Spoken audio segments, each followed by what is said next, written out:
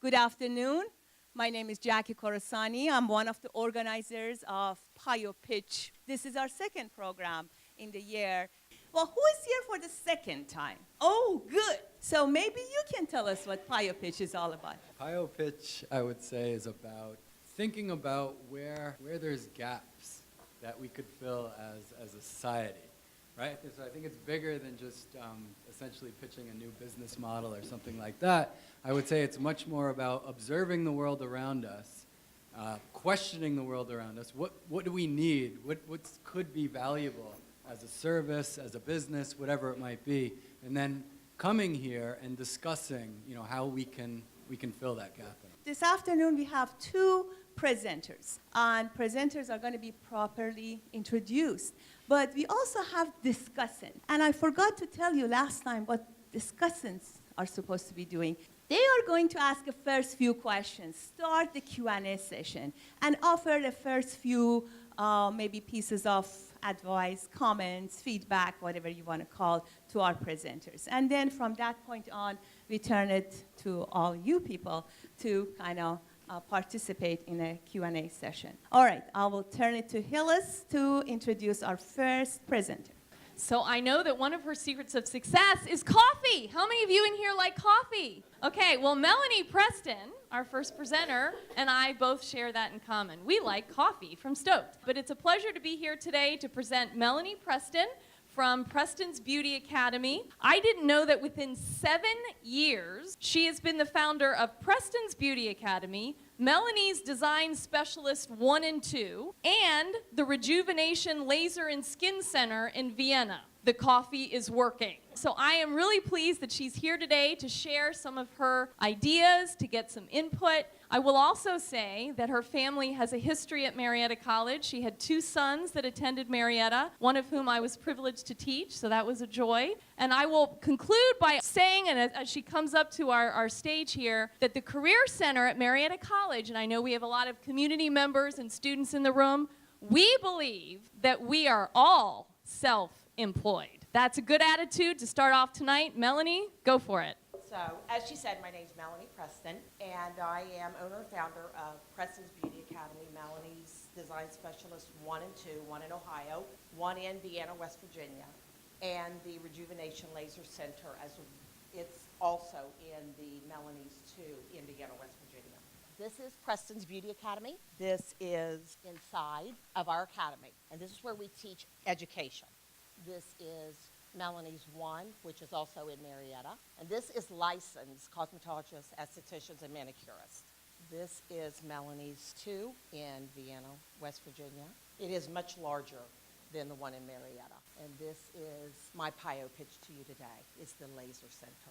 I love creating, I love inventing, building and producing the final structure with great success, which brings me great rewards. Then at that point, I'm off and running to the next mission, the journey, or the adventure. I am inspired by my instincts. In 2006, we started looking for the location for the first academy, which was on Colgate Drive. So we actually leased that spot. In 2 years, we had purchased, renovated, and moved into our new location, which is 90 Acme Street. If we had had the capability and the opportunity to have purchased in the beginning, we would have, instead of making the second move.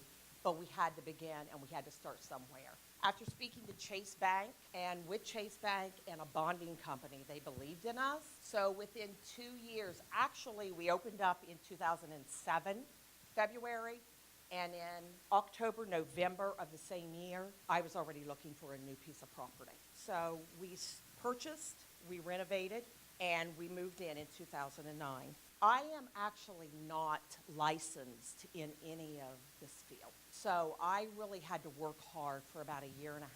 I could have paid someone to help me. I always had an attorney and an accountant because I had business before this. But I did not have the finances to do that. So I did this on my own. I had to research the syllabus. I had to write the handbooks. I had to learn all the laws, all the rules with Ohio State Board. We are also a provider for West Virginia. So we license both states. At the time I was researching this, we are so close to West Virginia. So I said, why would I not be licensed, our school, our facility for that state as well. So we did. In 2007, we opened up, and then we moved in 2009. In 2009, with the second move, we created the first Melanie's Design. 2011, we opened our second Melanie's Design in Vienna, West Virginia. And in 2013, after 2 years of research, we purchased our first laser machine. It is the Light A-Star. Then in 2014, we opened the Rejuvenation Laser and Skin Center. And also in 2014, we purchased our second laser machine, which is the Q Light A-Star C laser.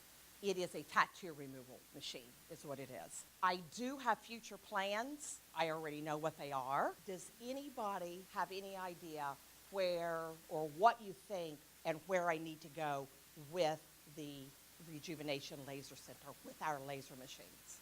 Does it put you into competition with healthcare providers like dermatologists? I would say a little.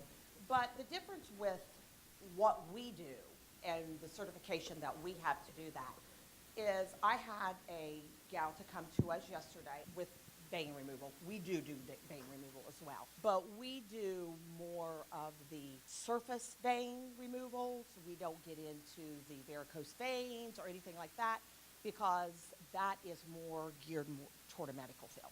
As far as skin rejuvenation, acne treatments, it is phenomenal. This is the skin rejuvenation and resurfacing. It is absolutely amazing. This is first treatment, second treatment. So both of those are just one treatment. And that is before and after, and that is one treatment. This is actually Chelsea herself. We did an acne treatment on her. This is the first acne treatment. As you can see the difference in her face before and after. Okay, this is dark pigmentation. It not only helps remove the dark pigmentation of skin, it also at the same time, it is defining fine lines. It is actually lifting the skin. What we see right before our eyes is sometimes we're shocked ourselves. This is the vein removal on the face. As you can see before and after, this is the first treatment. This is our tattoo removal. This is the first treatment for all of those. This one here has color, so we would have to use a different procedure for that after we remove the black. When we have color like this, we have to start with the black. So that's why the green is still in the second picture, because we have never touched that yet, because we had to remove the black around it first. And this is the first treatment. Perhaps you could explain the challenges that you're facing right now so that we could give you suggestions for the solution, because you're kind of asking for some feedback, but I'm still a little bit unclear about what your challenge is for this. We're new. We're advertising, and we're doing what we feel we can do in order to get our name out there. But we are actually advertising on TV, so it is amazing the calls we're getting. Right now, we are only in the laser center twice a week, which is Wednesdays and Fridays. Because I have the school and I have to travel down there, I have to get the school up and running from 10 till 4 or 5 o'clock on the hour every hour. We're probably going to have to open another day, but we just have not done that yet. Have you thought about how to make yourself stand out, how to make yourself unique? So if people are thinking about this, they don't just think of the safety of their physician's office, but they would also consider and maybe even put you ahead of them. How can you create that competitive advantage? Have you thought about that? My plans are to open a laser center academy. That is my plans. We actually have the syllabus in our hands. It was just delivered today, actually. We're going to have to refine and define that in order to do that. There are none in West Virginia at all. The closest here that I know of is actually, I believe, Columbus. So it would be something totally new to the Mid-Ohio Valley. And what I want to do with that is I want to incorporate that. The last year, my youngest son was in college. He technically had all of his credits, but he needed still, and he had taken everything that he needed to take. So there was a class of Zumba. So he took Zumba his last year. I truly believe, after all the research that I have worked on this, lasers are coming. It is the way of the future.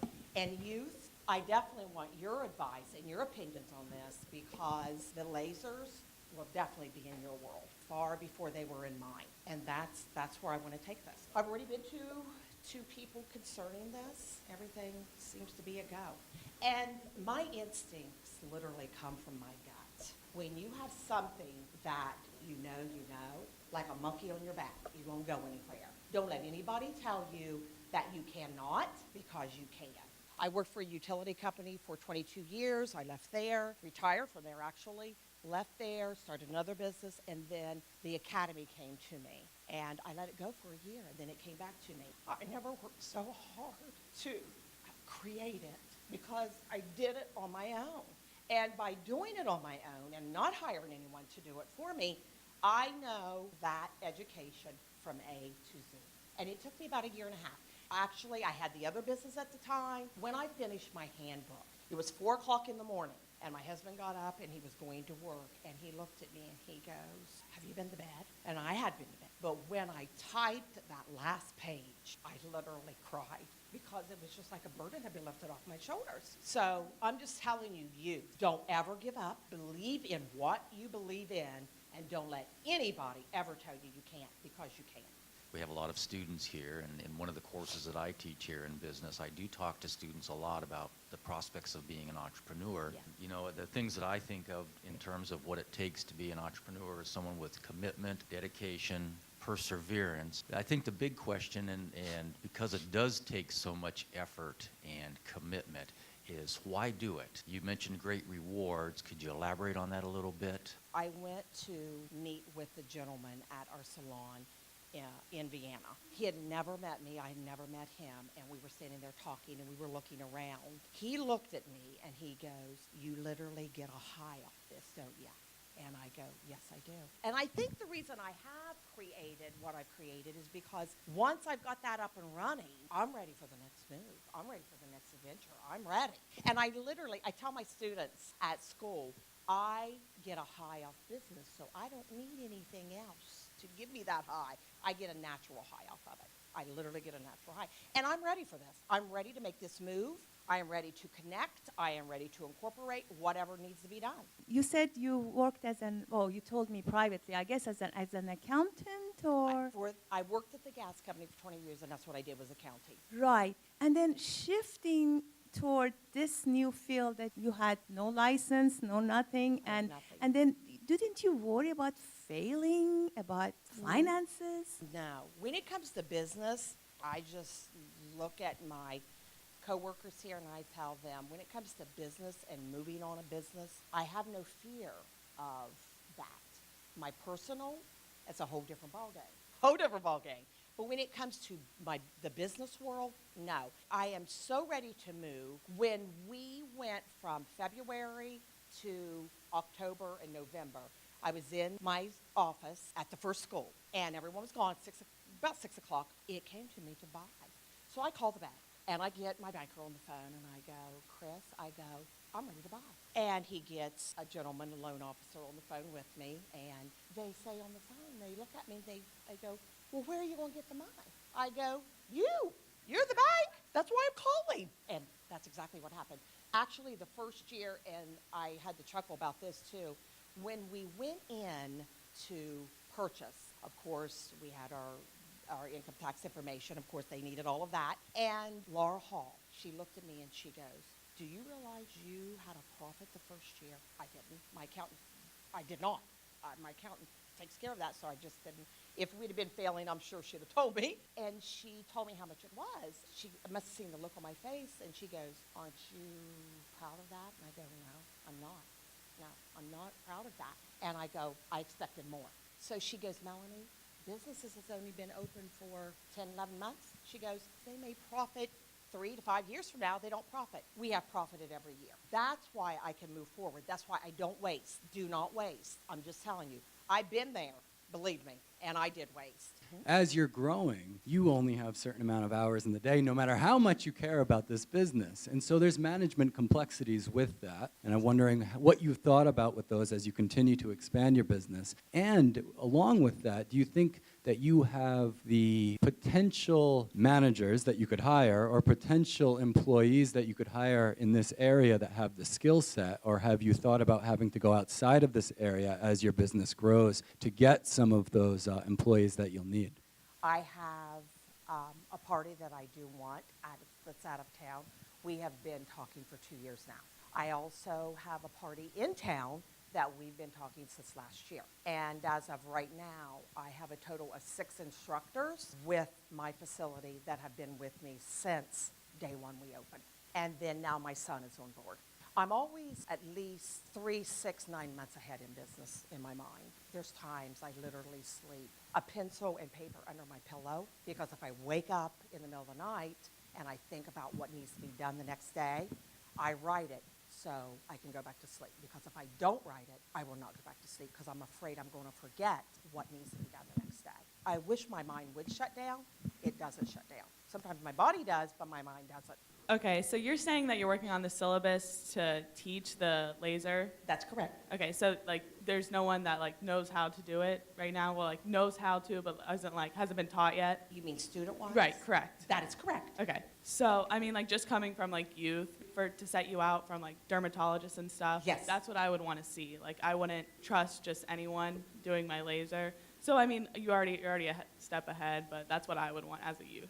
If you're looking to advertise to college students for treatment-wise, maybe advertise in this area. I know there's Washington State Community College, Marietta College. Like how it could fit into the student's schedule if they're going to get laser treatment. I know like acne comes, it's something that happens to everyone. If it's affordable, if it's safe, I'm unfamiliar with laser treatment, so I don't know. Another thing you could advertise to college students or even high school students would be for like a paid or an unpaid internship, or even just some experience in the business world. Maybe they could learn about an unfamiliar up-and-coming field of work that they could fall back on, because I know I just this semester decided on a major. I was undecided. I didn't even know if I wanted to come to college, so people that are undecided, it could be something like, maybe this is something I'd like to do or try. And then another thing was just about learning to manage a business. You said that you do accounting. We have accounting majors here. Bring someone along and give some in-field experience, and it would also build some credit to you as like a community-oriented business as well. My suggestion is, you seem to be familiar with the business and you know the technology and you have the connections, but in my mind what's holding you back is the brick and mortar store. Could you be like a service industry for various other salons or whatever else that could be interested in what you have to offer? Because you said the closest one's in Columbus or whatever. I envision you as a support system for other salons and other things, and you would bring the connections for the laser units to them and the education to them, and they would contract with you. Ryan. Thank you very much. Wow. So we're going from beauty to fitness and adventure and recreation. Are we ready? Okay. So Ryan Smith is our next guest. It's a pleasure to be here today to introduce Ryan. He came back to our community about 10 years ago, originally from this area, and he was spending some time in an RV in California living that life and thought, you know what, I want to return to my roots and bring that kind of lifestyle back to the Mid-Ohio Valley. That's an entrepreneurial concept, right? So he is trying to recreate the vibrant outdoor community in California here in his hometown. He began the Marietta City Trail Initiative system about 10 years ago, and I think many of us value that system for walking, biking, hiking. So we certainly value his commitment to our community and to fitness, to wellness, to recreation, and are interested in hearing his plans for the future, and perhaps we can offer some useful feedback. So without further ado, come on down, Ryan. All right. So for those of you who don't know me, I'm Ryan Smith. I am the founder of Marietta Adventure Company. We are a full-service bike and kayak shop. We do offer some other services outside of that. I returned to Marietta in approximately 2005, I believe, and it took a few years getting to the point to actually opening the shop. I pulled the trigger on my kayak rental portion. That was the start of Marietta Adventure Company. A livery service, so we offer kayak rentals, shuttle service where we transport you on the water. That was the start. The following spring, I opened the full retail shop in downtown Marietta. That was on the heels of another local bicycle shop closing, which at that point I was only doing kayaks, but saw the opportunity to expand things and to become a full retail shop at that point. This is the front of my shop. If anyone's ever been down the 200 block of 2nd Street, we're right next to Tampico Mexican restaurant. Thanks to Sarah Rosenstock for the wonderful design work on our sign. I recently read an article about the bike industry. They said nobody's getting rich in the bike industry. And that certainly wasn't my motivation when I decided to open a bike and kayak shop. This was something I was very passionate about, and I was tired of doing the other things that I had been doing, and figured if you got to get up and go to work in the morning, it may as well be doing something you really enjoy. Some estimates put the bike industry earnings at 20 to 30% less than equivalent industries. And I think that a lot of that is a reflection of the way the world has changed. We shop online. Bricks and mortar stores are either dying or evolving and surviving. And I wouldn't have went into this industry if I didn't still think there was some future in a bricks and mortar store such as this. My focus obviously is more in the outdoor industry. You have the traditional shop where in the past you relied heavily on the sale of goods. Any service aspects of the business were sort of a bonus, a more peripheral in the business. Now we're seeing a new breed of bike shop that is focused on what you can't get in an online sale. So it's strictly the service aspect. So it's repairs, it's custom bike fitting, setting up coffee shops inside of the bike shop, diversifying your offerings and creating a community around what you do. With Marietta Adventure Company, kind of out of the gate, I really embraced that diversification. So, we are primarily a bicycle shop and do go after that sort of traditional aspect of that, in that we like to have a full selection of inventory so that when you come in, hopefully we can put you on something that day, and not necessarily you would have to order something or anything like that. You can come and see it, touch it, try it, hopefully roll out the door with it. But the other side of that is we offer kayak trips. We sell kayaks, but we rent them. So you can take them out on the water, bicycle rentals. So those are experiences that you can't get online. Those are things that we can offer that you'll never get with an online sale. And here's a wonderful shot from Buckley Island. This is out on the Ohio River. You're looking at the Williamstown Bridge there. And these are the types of things that, that we can offer that our competitors that are online can't. But that's not always enough. So in business, there's always competition. You always have to look for a new way to be better than your competitors and to offer things that they can't. Kind of on that quest to further what we do at Marietta Adventure Company, we're looking at actually expanding into online sales as another component of the business. So, I still want to be the experience of our retail store, the bricks and mortar location. I guess my question to you is, in looking at moving into online sales and considering that in doing that, I would be directly facing companies like REI, Cabela's, Bikes Direct, Performance Bike, big online retailers. In doing that, is the thought in the local community, is there enough support for a local business that if you could get something online that's comparable in price, would you make the effort to seek out that local store online to make that purchase, as opposed to defaulting to maybe the biggest name that pops into your head?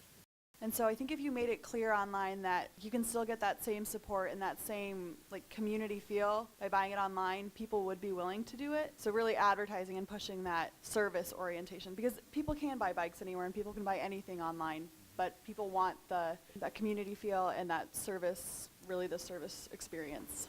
The idea of the service that you can't get online is calling up a human and actually having them help you figure out what's best for you. So that might be something that you could offer, is make an appointment to have a consultation. So you're not necessarily inundated with just random calls throughout the day, but make an appointment and then we'll help and tell us kind of what your interests are, and then we'll make a list of, so you can research some options beforehand and then talk to the person about well, this is what it sounds like you want and this is an option, or would you like this or that? So then it really is a customized experience, and that's something you can't get on Amazon, REI, or any of those things. Even in going to REI, they can't even really customize things to that level for you anyways, unless you want to wait 4 weeks. Why would I buy it online and not just come down and have you order it directly from the store? We're talking about the service aspect, and that is the advantage of you being able to do the service, but at the same time, really me buying it online locally compared to coming down to the shop, I don't see much of a difference. I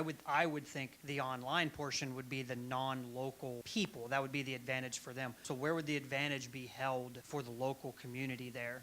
I see people that I know are local that had made the choice to buy something online. Sometimes you can find a really good buy on something, and it might even be the same product. It does happen, but you're absolutely right. with the sale, we can offer something that you'll never get online.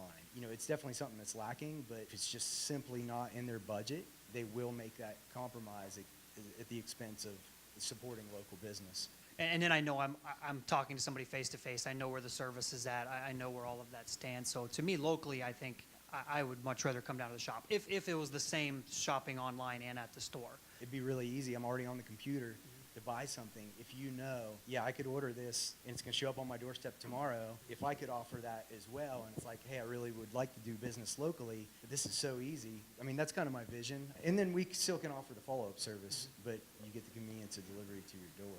And if they knew that, if they understood your menu of prices and what you had and could compare those easily from their home, only 5 minutes away, but from their home where they're very happy to be sitting there when it's pouring rain or whatever, do you feel like that's the issue? If they could easily compare, see that you were in the ballpark or maybe a better price, then they would come, or would they buy it online and say, pick it up down here, whatever it would be. You obviously would have the shipping advantage being right here, so that I would think that it's more of an advertising and having local community understand what you have to offer and how competitive you are. Yeah, you're absolutely right. And I think that a scenario, that takes place is that you think, oh, I'd like to shop local, but I'm afraid it's going to be more expensive, and I'm going to walk in the store and ask them to price it for me. It's going to be more expensive, and then I'm going to turn around, buy it online at a cheaper price, and then feel bad walking back in the store. If I can present my whole product offering on my website, which I can't really do as it stands right now, you would know where we stand with pricing prior to walking in the store. The other thing, too, that it would open up to us is that roughly like 5,000 item inventory or something like that. We could push that to 20,000 items that are in the warehouse, overnight shipping away from almost anywhere in the eastern U.S. It would open up our product offering where now, same scenario, you would have to walk in the store and physically ask me about that product, and then I would have to show it to you, where there's not really that outlet for the customer to research it on their own from home. 2nd Street, Putnam, and Front Street, so many of our stores there close at 5 or 6 p.m. And so when I think about people that are visiting town doing shopping, if they're doing evening shopping, there's not much they can do. Also, I think the reason why, if I'm going to shop online, it's mainly because when I'm doing my shopping, most of the stuff downtown's closed. And so it's 7 o'clock at night, I want to go get something. Now in the winter, that's not as much of an issue, but in the summer. So, and it seems to me that the challenge is that if 1 or 2 stores are open, we'd either have to have most of downtown open later in the evening, or probably it's not worth it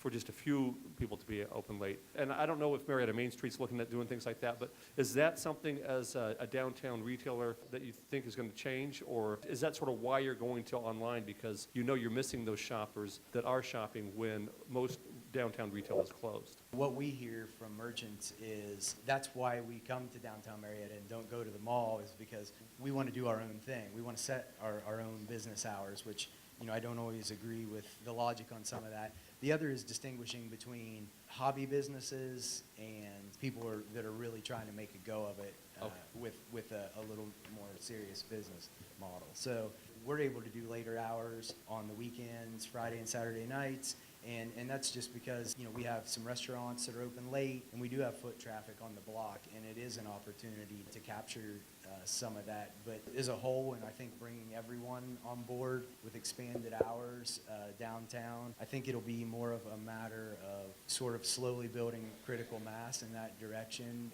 Because if my entire block were dead and I were the only one open, it would be tough to justify staying open if there's no foot traffic. But like I said, it works for us, and I think that as we build with things like the People's Bank Theater and things like that could help push us to that critical mass where people realize there is opportunity in that area.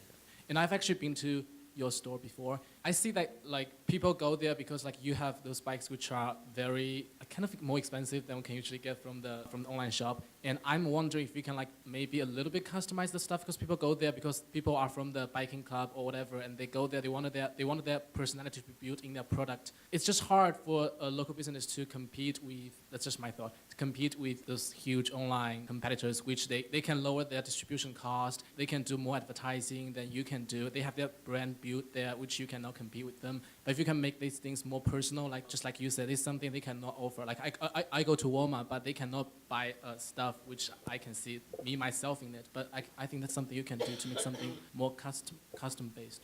You know, one thing with like the main bike brand that we carry, Specialized, we do have a protected dealership with them, and they don't permit online sales of their product. So we can't sell. We could facilitate the purchase of the product online, but we can't ship it. And that's because they want the follow-up service directly from the dealers. That would be a limitation if we did step into online sales. Kind of to what you're speaking to, yeah, the products that we would be offering for online sale are the things that you could get from other places that you know, that are very competitively priced in a lot of cases. I think that's really, you know, my big question just in debating this in my mind and for my business is, you know, is it worth the investment? You know, because there will be fairly significant expense to making that transition, to setting up our website, to be capable for online sales, to contract for the company that would host the transfer and population of all the data on the website. So there's definitely a cost to doing business and taking that step. And, you know, and as I mentioned before, there's a whole sector of bike shops that are really going down the path that he's talking about of being very highly specialized, boutique style bikes, very custom coffee shops, you know, and all that. So is that worthwhile for a small bricks and mortar shop? One thing that I've seen some businesses do in the past unsuccessfully is try to change their focus and try to expand. And what happens is when you get outside of your core competency, what you're really good at, I just worry about what happens to your business. If you take your focus, your resources, your time, your money away from what's been your core business, what happens to your core business? And so that's one thing I would challenge you to think about is, if I go down this path, what happens to my core business? Because you will take your eye off the core business, because you'll be over here trying to figure out the website and how to make it work, and yet is that really what you want your business to be? It seems that the outdoors tends to also be an interest area for those who are fit. For sustainability's sake, have you thought about like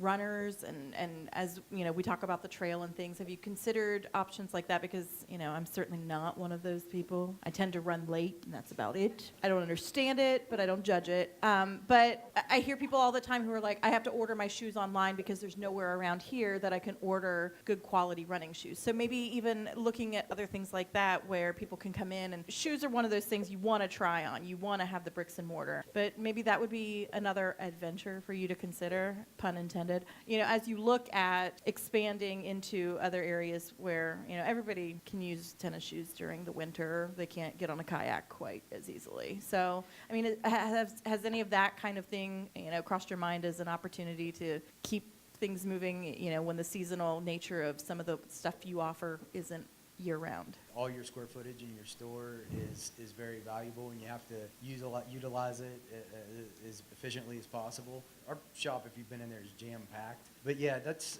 and that's, I guess, one of the reasons why I got on the track of exploring this online option. Is just because our product offering is limited just because of the square footage that we have too. So it's not only deciding the mix of product on the floor, but then you have to draw a line somewhere. So, you know, talking about like how she mentioned kind of focusing on what you do well in terms of offering a complete line of product or something. It would be a shame to bring in, if we could only fit, you know, one line of shoes and not really do that very well. It's definitely a tricky situation. More of your niche should be experience instead of sales. As an adventure company, you could do local day trips. I don't know what you do as to the extent of your kayaking trips and whatnot, but I'm picturing a trip to the wilds or Hocking Hills or something like that, just a bus full of 10 people. Even younger people in my mind, because you could build customers through experience. You don't need to necessarily attract new people, but if I see a commercial to sell a bike, I'm not going to buy a bike. But if I have a wonderful field trip where I rode bikes around the city, I'm going to want a bike when I get home. And I feel like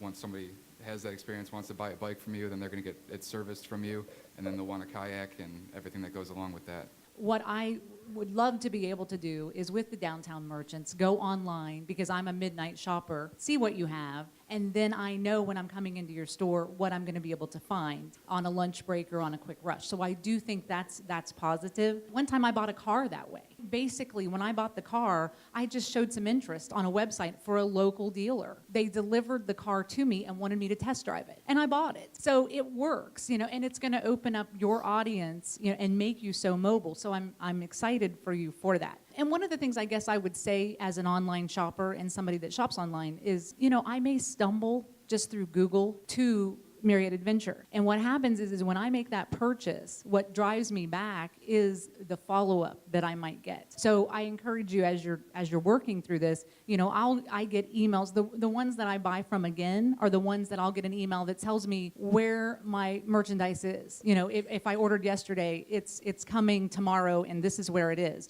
Automatically tracking. I don't have to go on and do that. And then the email that thanks me for doing that. And then the occasional reminder email about the other things that they have. So if you're going to package that with your online service, I think it'll be huge. And I can tell you, as a consumer, I'll love it. Just kind of going off the whole kayak and like the adventure thing, I think it'd be really cool if you got involved with the college and there was like a way for like college students to go kayaking over the weekend. Like I had no idea that I could rent a kayak in Marietta, so I think that'd be really cool if you found a way to even get like Marietta College or Marietta High School involved, because I think that would definitely help a lot with business. Something that I think would appeal to like a college student like me or even a high school student would be maybe even like last year models of bikes. Bikes are expensive. I know me and my mom were shopping for a bike for Christmas. She was like, well, you're not getting a bike that costs more than $600. And I was like, well, then I'm not getting a bike, because you find a bike this year that has everything you want, you're looking at like $1,500. My mom actually knows a guy that owns a bike shop in Northeast Ohio, and what he was able to do as a small bike shop was offer something that big companies can't, and that's a last year's model bike. So I was able to get this bike that this year is worth $800 some, and I got this bike for $500. And that's something that somebody on a budget, like a college student, really would be nice to have. Thanks so much, Ryan. Yeah, thank you. Everyone. Again, if you want to mingle with Ryan or Melanie, please stick around, and you don't have to run out of this room quickly. Students, if you want to be presenters or organizers, please contact us. Thanks.